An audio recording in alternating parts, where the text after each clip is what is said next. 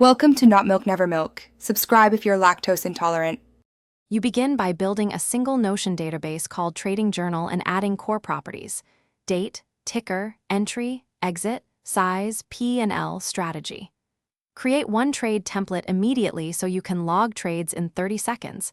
Include a pre-entry checklist and common tags.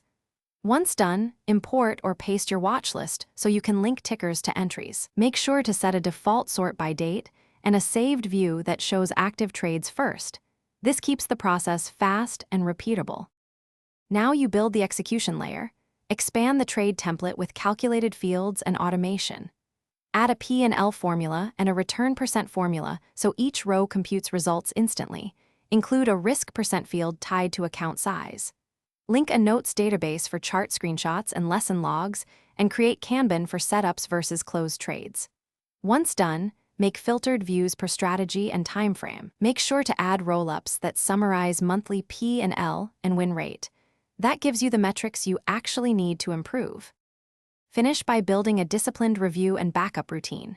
Create weekly and monthly review templates that pull roll-ups, total P&L, win rate, average return, checklist adherence, and top lessons.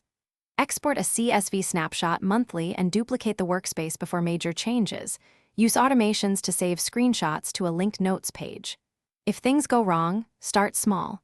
Check property types first, relink any broken relations, and recreate the single problematic template page. This fixes 90% of Notion issues quickly. Thanks for watching. If this was helpful, leave a like and consider subscribing. See you next time.